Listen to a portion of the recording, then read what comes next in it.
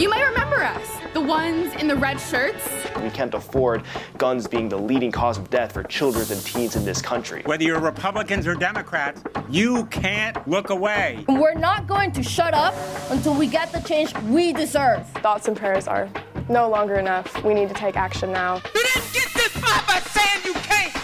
You didn't get this far by just being mediocre. You moms demand action, and that's what we demand.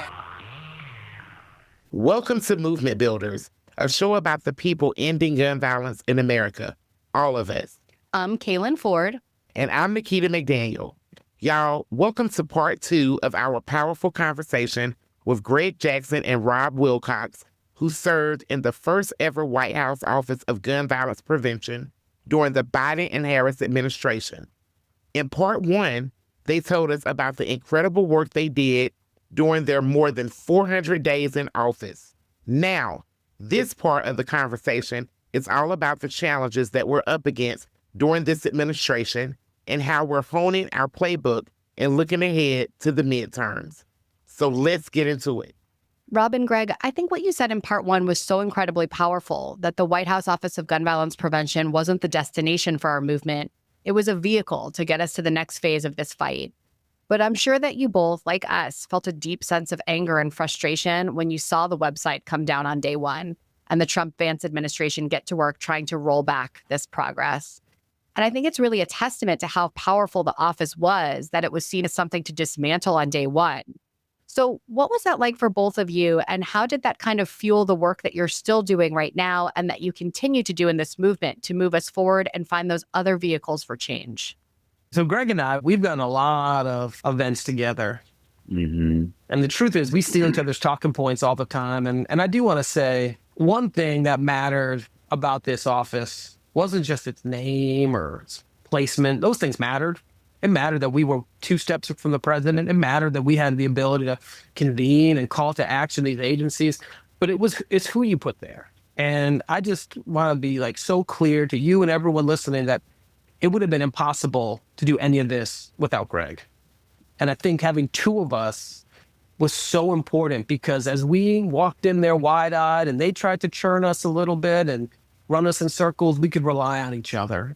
Yes. And that really mattered. And it mattered that we came from different backgrounds. We had a rural country guy, and we had a kid who grew up between 2 housing projects, and Greg loved the country life. That's him. I was the rural one. We used to love to play that trick on people. And one so, of us went hunting all the time as a child.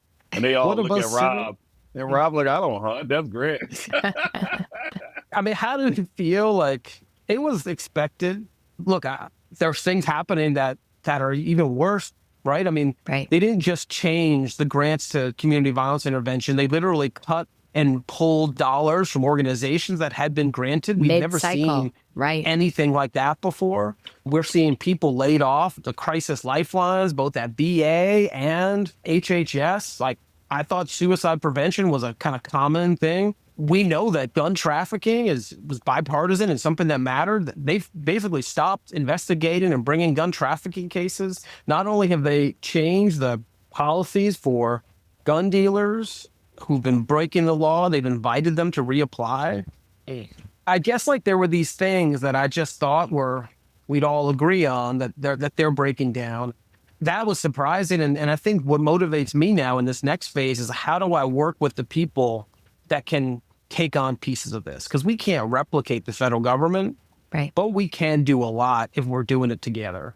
And if your state office of gun violence prevention is helping take the lead wherever you live, and your health systems are leaning in, and you have a CVI ecosystem that's funded and supported, and you've built out your statewide or local crisis interventions, well, we can start doing some of this work, right? And so I think I've been trying to work with all these different folks, keep those relationships alive, because I just know that we need everybody to end this crisis. And even if we don't have the White House, there's so much we can be doing. And the truth is, we're seeing that in real time, because we are continuing to reduce violence in many communities, especially where we have strong leadership and strong gun laws and big investments to this day.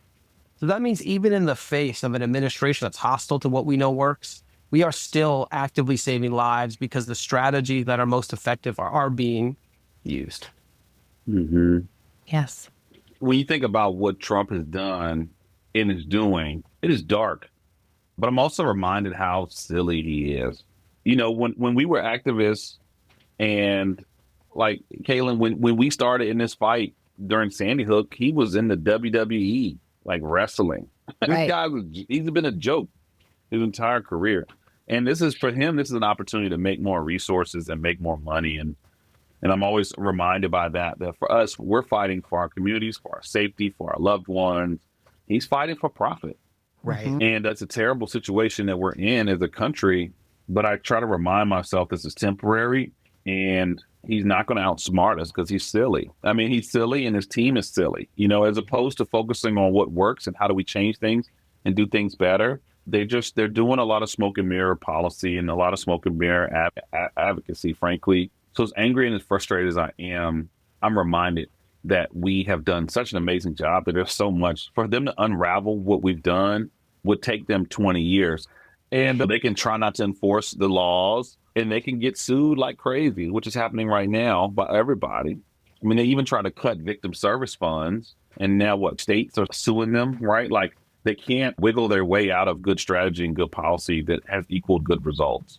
And if they happen to get lucky enough to unravel a lot of our work, they already made the biggest mistake.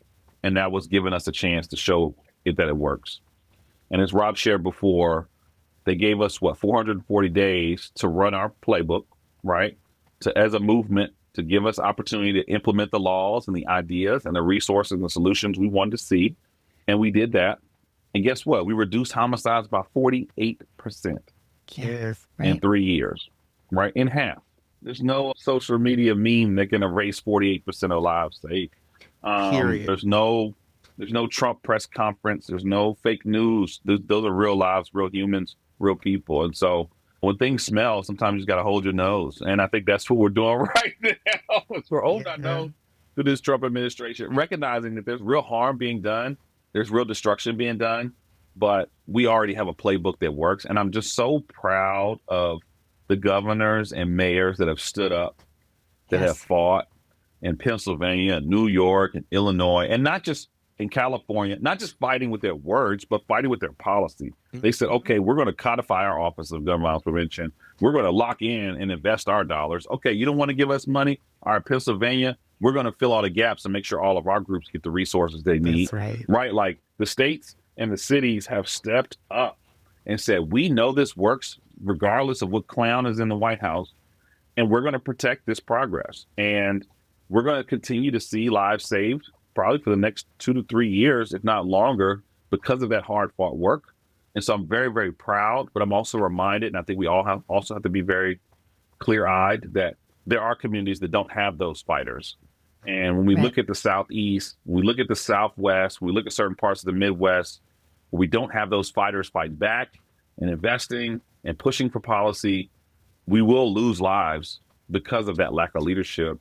And that's where I think movement builders and this community come in to fight, is to recognize that where there aren't leaders, we'll fight for leaders. Or we will be the leaders. We will be the leaders. I'm tired of these lame politicians. Like, let's just do it. Like, come on. We demand the seats. Right. Go take the seats. Everybody on this podcast, go get your seat. Let's go get your seat. We already have a playbook. And America is really concerned about this issue. It's very obvious. So let's just go do it. I think that's where I stand on it. I'm holding my nose like the rest of America to get past this Trump funk, but recognizing that we gotta fight where we can and protect what progress we can while we prepare for the next phase. But Greg, that's right. I mean, you even said something that you almost always say, and I want you to say it for this audience, which is we got to talk about that playbook and we got to talk about the results because right now the other side is winning the messaging war. It's as if we didn't reduce violence by nearly 40%. It's like we didn't regulate the gun industry for the first time ever. It's like we didn't pass the first gun safety law in 30 years. It's like we didn't make investments in community violence intervention. It's like we didn't work out of the White House. Like they have erased us, and our movement cannot let that happen. We have to be proud in what happened. That doesn't mean you have to celebrate every former political leader, but be proud of the actions that were taken. Be proud of the policy that mattered, the people who did it.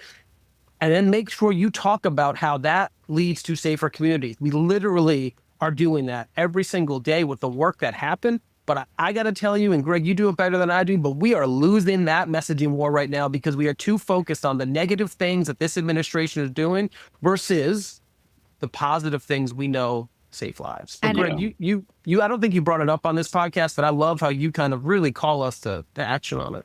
Give it to us, Greg. Yeah, look, we did it, y'all. I mean, Muhammad Ali didn't walk out with the belt and go drink some matcha. Like, no, he got on the mic and said, I'm the greatest ever, right? I'm the greatest ever. And that's what we should be doing. We literally have reduced homicides by 48%. And it's if you think about those numbers, we fought off in the biggest mental health crisis of our time. We kept suicides at bay. We reduced mass shootings by 20%. We figured it out, y'all. We have the playbook. And I'm saying I'm talking about you, not just me and Rob. I'm talking about everybody. Yes. Like, we know that when we invest in violence prevention, we invest in victim service, when we invest in mental health, we invest in all these different strategies, we save lives. We know that when we have red flag laws, when we have universal background checks, when we hold the gun industry accountable, when we crack down on trafficking, when we do all it works. We have all the numbers to show for it. And as opposed to being loud and proud, we are still tiptoeing around. Say, we don't know what happened, or we don't know if we have the solutions. And I'm saying, I've heard so many politicians do this. And I'm like, what are you talking about? We have the solutions. We don't need to be tough. We are tough on crime. We are the toughest on crime ever because we're eradicating it without locking people up, you know? And we are locking some people up, but we locking the people up that are responsible for putting guns into our communities, not just the 12-year-old that's scared for their life. And so we've done that. We've done so much in such a short amount of time, and we're still being shy and coy about it. And it's not a time to be shy and coy because the other side, they have their message. They're going to literally scapegoat crime on undocumented individuals. They're going to say it's those people over there, and they don't mind using the word those and they. Right. They did it. Those people cuckoo. They, those are the thugs. They in the slums. They're pointing at different marginalized communities and blaming us or them, however you see it. I like to always see us.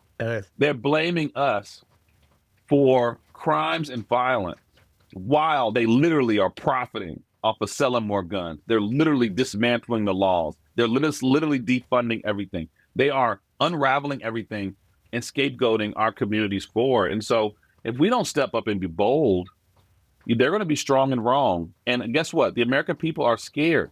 They're scared because they're being fed fear. They're being force-fed fear day and night by the media, local media, national media, their president. Yes. And they're being told that the reason they have a problem is because of those people over there.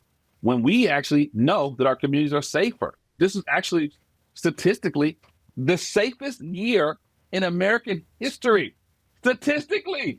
But we're still afraid. So it's like we have to own this moment, lean into it, recognize that, yes, we've suffered loss, and yes, people are still suffering loss, but we are much safer for the work that we've done. And this is the time to double, triple, quadruple down and laugh at them. You know, there's a reason that why Trump and his team don't want to talk about the economy, because the economy is terrible. And there's a reason why they talk about public safety. It's because we don't have a message. We have to own our message, own our policies, be loud and proud. We cannot be, Bob the Builder in a corner. We got to be Muhammad Ali in the ring. This is our time. So anyway, I'm sorry, I'm getting a little worked up, but you give it to us. Give it to us. I needed that. I know our listeners need that. And guess what? We got to keep going regardless of who is in the White House. So the work is going to continue to keep moving along. And I want to point out that you're absolutely right. And, when we saw in these last elections, candidates who talked about public safety and served up the facts about what has reduced crime versus what is showboating and lies and scapegoating, they won, right? We saw at the local level, at the state level, in governors' mansions, we saw candidates who were talking about the real solutions to reducing crime rather than the outrageous myths about reducing crime. We saw people respond to that. And we saw people show up at the polls and vote for those people and sweep them into office. And, you know, as you said, Greg, everything you need to know right here is the fact that they've got ATF agents, you know, off investigating drug crimes so that they can be part of ICE. That tells you everything you need to know about who they're really prioritizing when it comes to tackling crime. And I would much rather have ATF agents, you know, investigating bad apple gun dealers who are selling bulk amounts of firearms to criminals and traffickers rather than showing up at a daycare, you know? Right.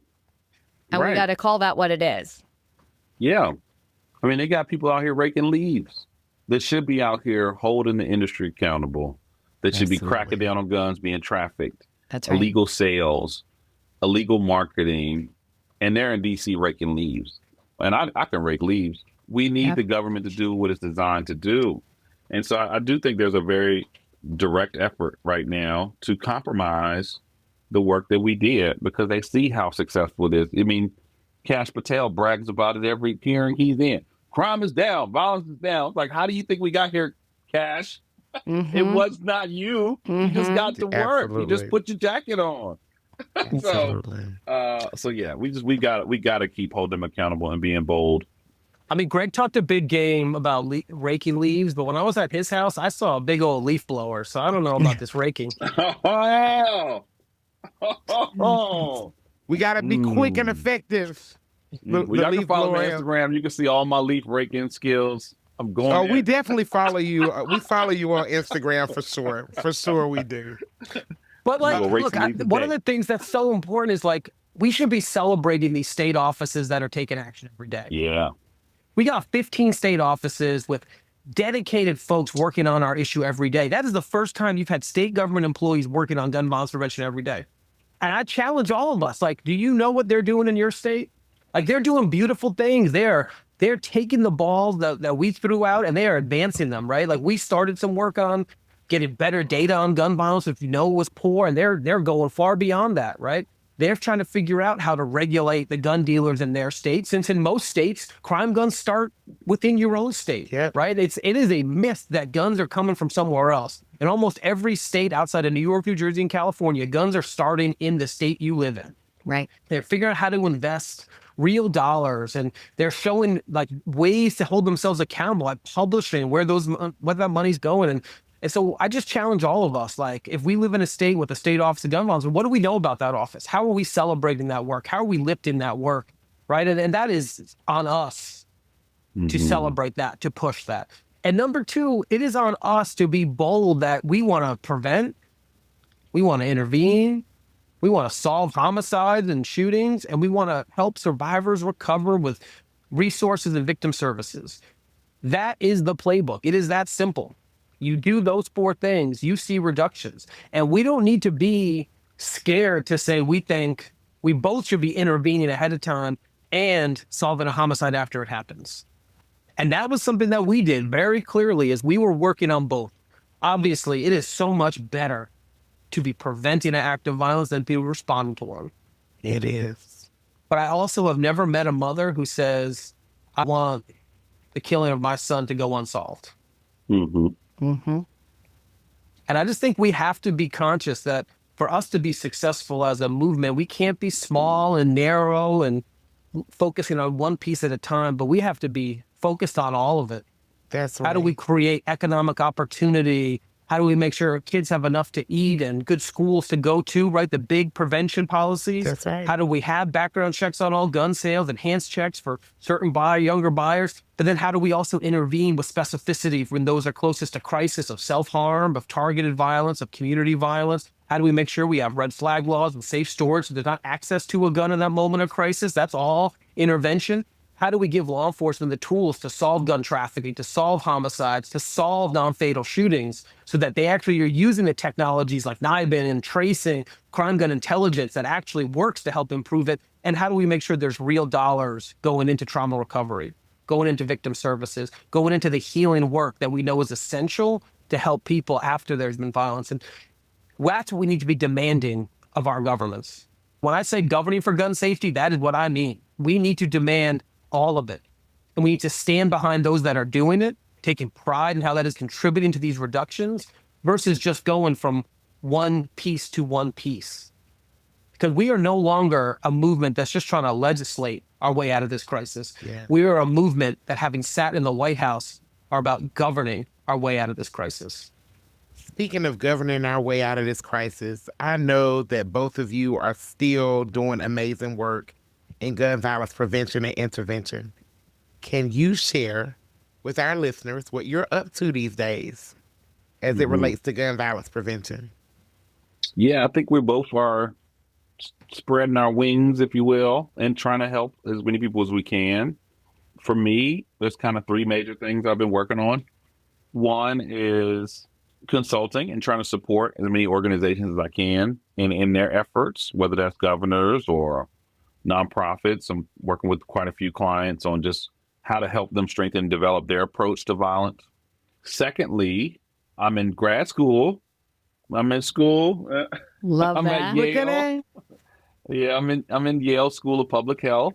And so I've been really studying how we address public health crisis globally and how can we bring those ideas and solutions to our work here. We did a whole study on like tuberculosis and how we address the smallpox crisis and looking at like what are ways that we can better refine our approach to reducing violence and really build out a very comprehensive public health approach. I think we have a lot of ideas and we were able to throw a lot of them at the wall and get them to stick, but we still are lacking the vision that, you know, some of these larger crises had when it came to dealing with COVID and dealing with opioids, dealing with tobacco and all of these major problems the world has faced. We're still kind of lacking that grander vision. So I'm helping to develop that.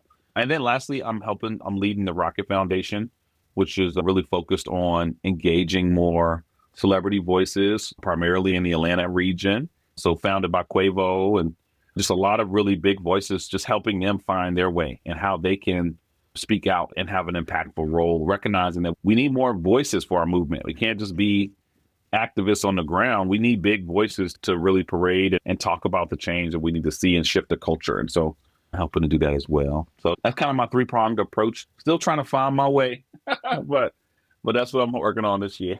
I love it. What about you, Rob? Yeah, I mean, similar boat to Greg, although Yale did not accept me, so I'm not. You didn't apply. I didn't even apply. One graduate degree is enough for me. But I think similar, I'm trying to be guided by how do we cement what happened the past few years? How do we actually make sure we are putting down in black and white the things that were done? How do we get our researchers to really study, like, well, what does it mean that we actually regulated the ghost gun industry? What does it mean that we moved $400 million into CVI? What does it mean that, you know, we actually got red flag laws implemented? Like, let's focus on what we did and actually research that. I think that is critical. So I've been trying to help different universities and researchers focus on that. One project excites me is that we looked at every gun trafficking prosecution that our administration took after BISCA, every gun trafficking, straw purchasing, unlicensed dealer case. You know how many cases were brought by the administration? How many? 700. Wow. We brought 700 cases against those people selling guns at gun shows and online, Amazing. those that are moving guns, right? It shows like what it looks like when a law is implemented. So trying to turn that into a paper and a convening, get that in the hands of more researchers and policymakers. Number two, it's how do we actually, as Greg said, preserve and implement what we can. And so I've been working with governors to try to kind of get them into more of like a Safer Communities Alliance where they're working together on strategies that can be holistic, working with state offices of gun violence prevention alongside every town. That's a really fun project. Working with specific cities, Greg and I are doing that as well, helping them build out anchor institutions and comprehensive approaches. And so that's kind of like working with some health systems on what they could be doing right now and trying to encourage them to start offices of gun violence prevention, trying to help them imagine what does it look like when they take comprehensive approaches. And then lastly, I really want to spend time thinking about how do we rebuild?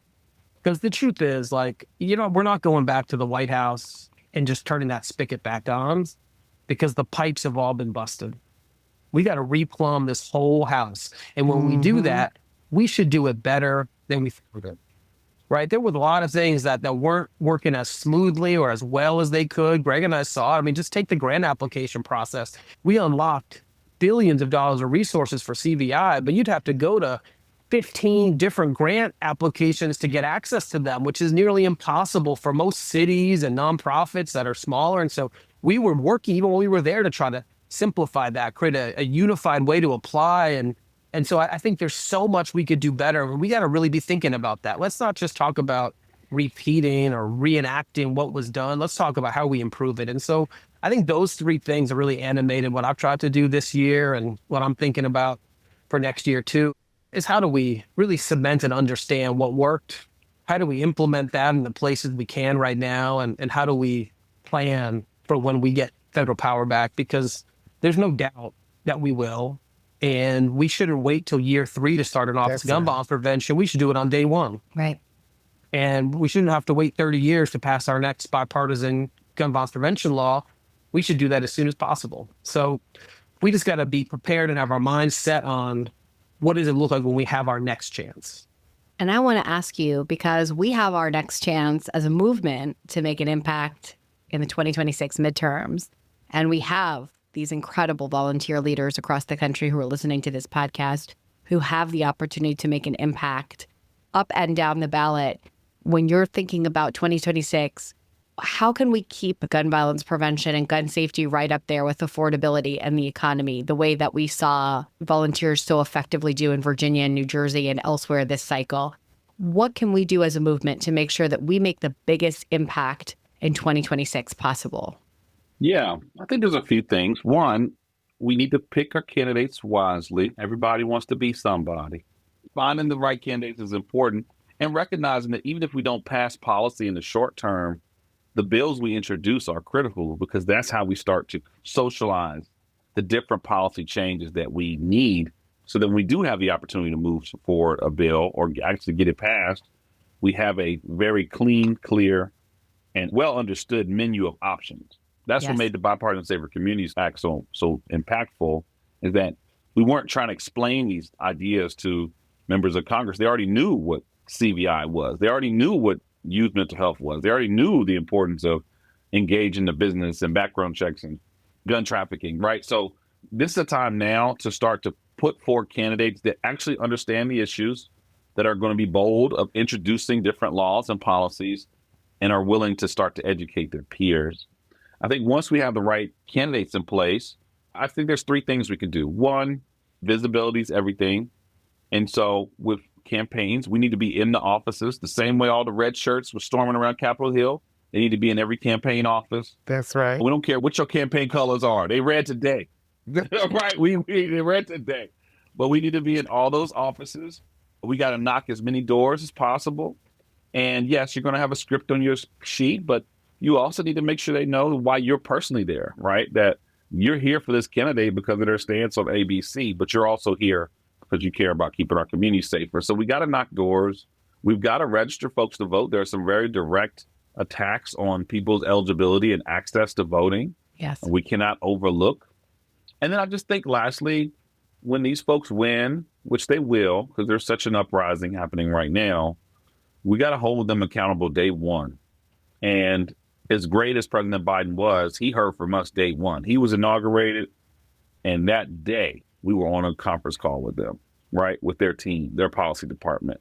And so right now we should be doing the same thing in Pennsylvania and Virginia and Mamdani and Spanberger. They should be talking. They should be sitting down having meetings with our folks already, right? They should already have their plans mapped out. And that takes some true advocacy and really just some tenacity that I don't know if we've always had. So this is the time to have it, to put pressure on them.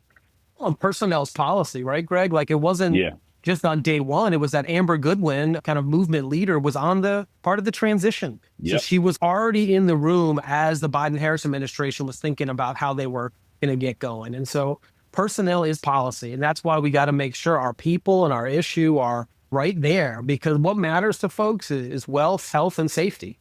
I think all those things are just core elements that everyone wants. And so we got to help show folks that our movement is about safety. Our movement is about comprehensive approaches to making safer communities, healing communities, finding justice for communities. And I think that is a way to show that we actually are about the results that they're looking for. No one is electing a candidate because they want some narrow policy, right? No matter what you like, we've always polled all these narrow policies and, at 80% support or 70% support or 90%, like that's great. But no one is actually thinking about well, that's what I want. What they want actually is safety.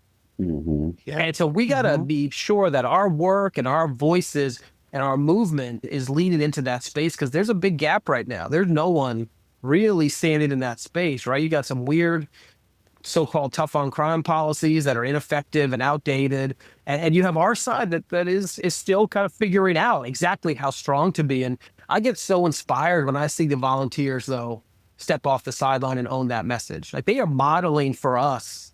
And you all listening, you are modeling for us how to lead, because you have raised your hand and you said, I'm going to be that message. I'm not waiting for someone else to get it right. I'm going to go do it right. Mm-hmm. And I mean, what is it in Virginia? 20% of the Democratic caucus are Moms Demand Action volunteers who demanded a seat. That is remarkable. Yes. I mean, if you just compare our issue to so many other issues, it feels hopeless because the pain is so intense. But the truth is, the progress is undeniable. We got more people sitting in these legislatures and in Congress and Greg and me in the White House than any other movement was able to place. We were the only significant movement to pass a big bipartisan bill. What were the other ones? Infrastructure? That's not contentious. Yeah. Chip. Right? Like chip, technology, that's not contentious. Like, we were the issue that got bipartisan consensus. And so I just think we got to recognize how far we have come. And when I see those volunteers raising their hands and sitting in those seats, that is what we need. Because, the same way that Greg and I were in the Rose Garden alone, we truly weren't, because we were part of this big, beautiful movement, and we are all in this together, and we will all stand on each other's shoulders to make this progress. Mm-hmm. Yeah. And guess what else we'll do? We will also make sure that we are taking care of ourselves and each other. Yes. So you will not get away from this podcast without the question that we ask every guest that attends. And that is, how are you taking care of yourself while you're doing this very important and sacred work? Man, I've been trying to fill the gap with football, but my team has been struggling. I'm a Washington Commanders fan. I just came from the game and we lost in overtime. No, for me, I think taking care of myself has been pouring into my health. So I'm starting to run again. Not that far, not that fast, but I'm running. My feet are moving faster than walking. Spending more time with family. Been renovating my home, turning this house into a little home. Yeah. And just, not being ashamed of indulging in the things I like. Like, you know what? I'm going to binge watch Stranger Things. And who's going to stop me? Yes. Nobody's going to stop you. We work hard. We're trying to do so much for the world, but you got to do just as much for ourselves. And so I've been trying to remind myself that too. Good for you. You passed the test. Awesome. What about you, Rob? My son and I just started Stranger Things. We're on season 1, episode 6. Ooh-wee. Yeah. I think we watched 3 episodes last night. It was great. Mm-hmm. I think both of my kids play a lot of sports. And so I think just really leaning into that and being a super fan for my daughter's field hockey and my son's swimming. And he also loves to cook. So kind of indulging him and kind of just supporting their interests and participating is a real step away, because, they thought it was cool that we worked in the White House and got to come through and see things. But at the end of the day, they think I'm corny and lame, and it's all very humbling, as you know. And so I think that's a real way to kind of detach from the issues that we work on, the serious things we think about, and try to just be honestly a different person. And that's the way I've always done it. I think I kind of came into this movement at a young age, and it was really intense. And then I took a break and went to law school and worked at a law firm. And when I came back, I really kind of did create kind of 2 personas. And it's not that I'm a different person, right? It's that I have like the work person, and that sometimes does take over your life, right? You pour in way too many hours, but also having a different person that is kind of cabined off from the work that we're doing. And so I've tried to kind of do that and make sure that both people are happy and are fulfilled, and that's been my thing. But I kind of wonder, the other thing I do these days to get my head out of it is I scheme with Greg about what we're going to do next. Mm-hmm. Kind of where are we going to go from this experience? So I don't know. I'd love your advice. What do you think we should do next? Should we go write a book? Should we, do a buddy comedy? Should we, I don't know. Give us your advice. I mean, I definitely see you all creating a film. I think that film would be like transformative and really inspiring to people. Like I seen that, all of this talking, I'm like, oh my gosh, y'all gotta make a movie or a film. Yeah. So if anybody out there hears us, and we know we have all these gifts, skills, and talents in our movement, where are the people to get this film produced and pay for it? Mm-hmm. Yeah. And who's going to play us? Like, who's going to play Greg? Greg could be like Denzel. I got to find. I think Leonardo DiCaprio would be perfect for you, Rob. Oh, boy. I think you should play yourselves. Let's go. Oh, boy. I got a face for radio. I love this. I love this. Remember, you heard it first here. They're going to have a film.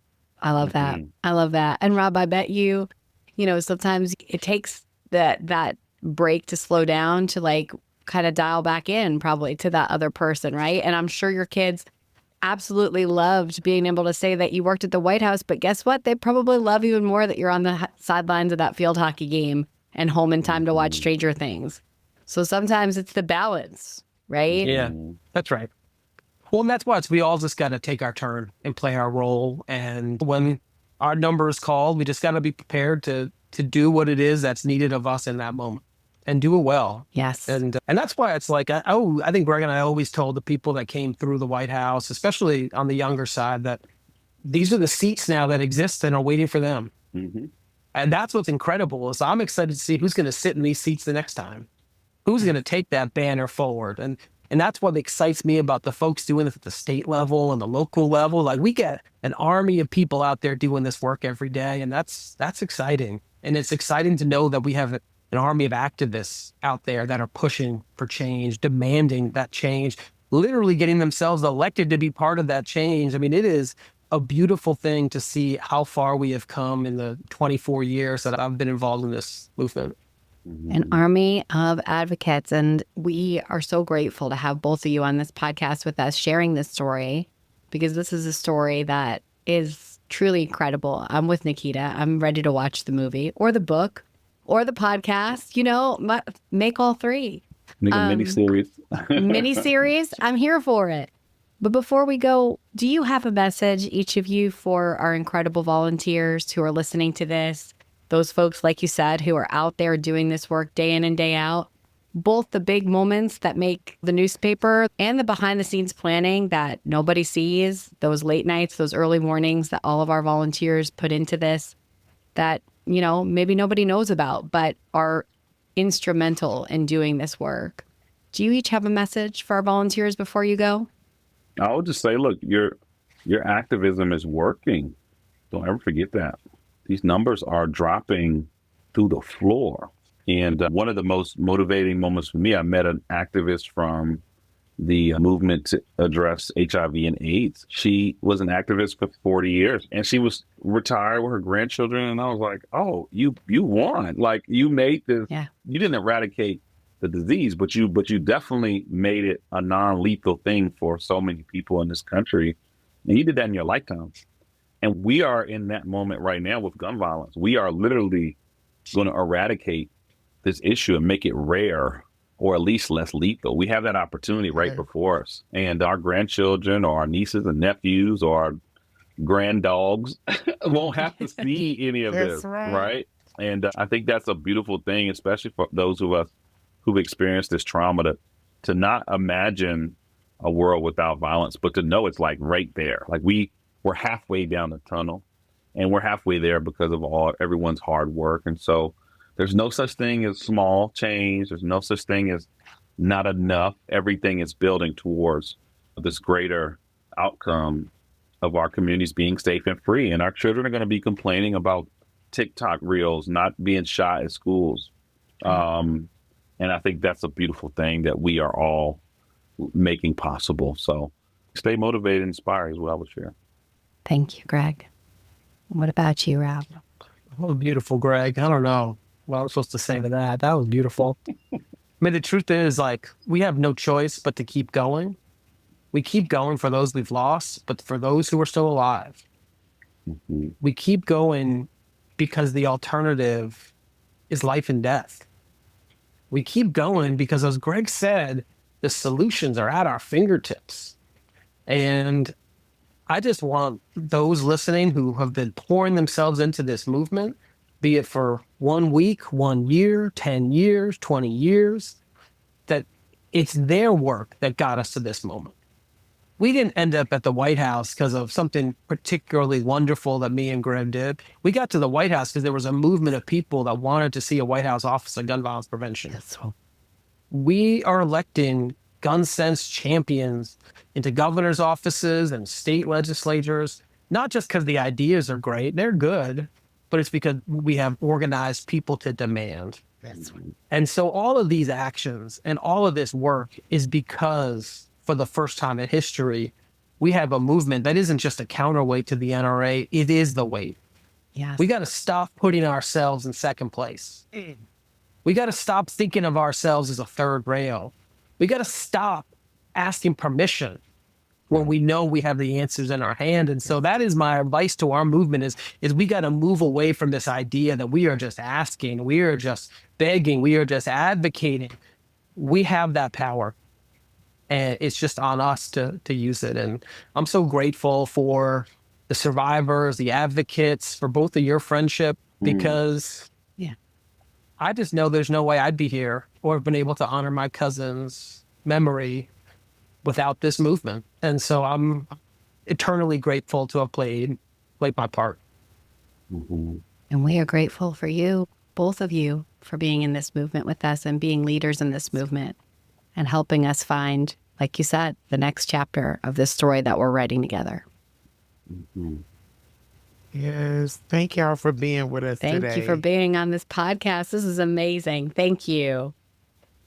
Thank you for having us. Yeah, thank you. We'll have y'all anytime.